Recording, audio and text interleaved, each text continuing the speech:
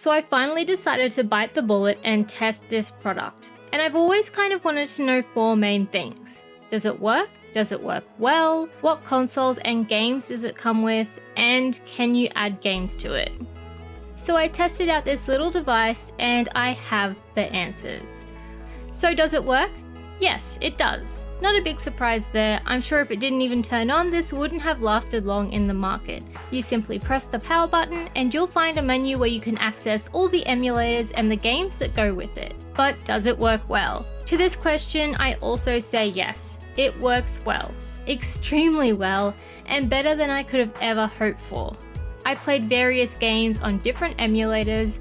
I've also put a lot of time into some of these games and I've had minimal issues. As you may expect, there can be occasional lag, more so in the bigger games, and sometimes I find the sound can get a bit funny for a second or two, but other than that, I have had smooth sailing.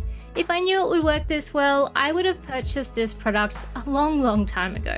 Please keep in mind that this isn't everyone's experience.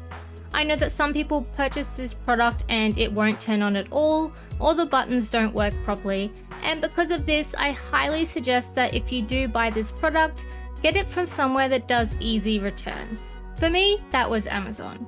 It also made it so I could see reviews as well to determine if the product was legit, as I can only assume by now that there are a bunch of cheap knockoffs to this item.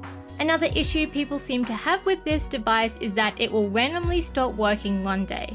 After a bit of research, I can say that this is most likely due to the crappy no-name SD card that comes with everything loaded onto it. They're almost always guaranteed to fail eventually. To fix this, you simply need to reload the contents of the original SD card onto a proper branded one such as SanDisk that you purchase yourself. Now, I probably spent 4 or so hours going through tutorials on how best to do this, as a simple copy and paste will not work. Eventually, I found a tutorial that did work for me, so I will pop the link for that video in the description below. It's very simple and clear, so no matter your technical ability, it should be a breeze. This is also a risk-free process, as you can simply keep your original SD card handy if you ever need to copy it again. So back to the device itself. This device is small, so those with larger hands might find it a little bit awkward to hold, but I found it fit very comfortably in mine. The only issue I had with the device layout was that the R1, R2, L1, L2 buttons are located on the back of the device, and this location means that I occasionally press them on accident. Otherwise, it's an easy device to use. There is also built-in speakers and an audio jack for using headphones as well. This device does need to be charged, and I was also quite impressed with how long the charge lasts. I've mostly been playing Pokemon Red, so quite a simple, small game. And with that game, my device lasts a really long time, at least 8 or so hours.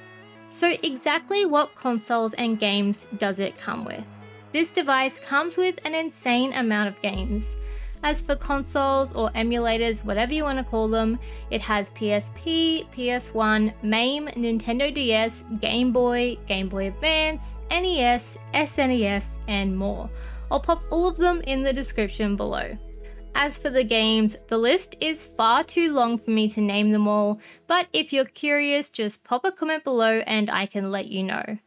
I can confirm it comes with a whole bunch of Pokemon games. It has Castlevania, some Crash Bandicoot, a bunch of old Mickey games like Mickey's Ultimate Challenge. There's heaps of Harvest Moon, some Zelda classics. It also has some recent games such as Animal Crossing Wild World, which I actually discovered during filming. I was very happy about it. Also, no touchscreen on this device, so if a game needs that, you won't be able to play it. So onto the bigger question, can you add games? Yes, and it's really easy to do so. You simply insert a second SD card into the external SD port, turn on the device, and it will automatically create some folders for you. Then all you need to do is download your games and put it in the relevant folder. So a Nintendo DS game would go in the Nintendo DS folder. I have put so many great games on mine, including Spyro, 3D Army Men, 007, Mario games, Banjo-Kazooie, many sim games, and so much more. I also have had some trouble with some Nintendo DS games I loaded on, as they need touchscreen to use, and I just couldn't do that. So some games you load on might not be compatible, but I found that 90% of them were, and I put so many games on. I will also note that the device does save, as I did see a comment once saying that it doesn't. It saves both through the device itself, and the games themselves can also create a save for you. So double yes. Again though, you really need to get a better SD card because you could end up losing all your data if it gets corrupted. So overall, this device works, and it works really well. Definitely get it from a trusted company that will do a refund if needed, and make sure that you do that SD card changeover. I actually just purchased the next version up from this, which is the RG405V, which has even more emulators such as PS2, Wii, GameCube, and Nintendo 3DS, so I'll have a video up for that one as soon as I can. Thank you so much for watching, and happy gaming!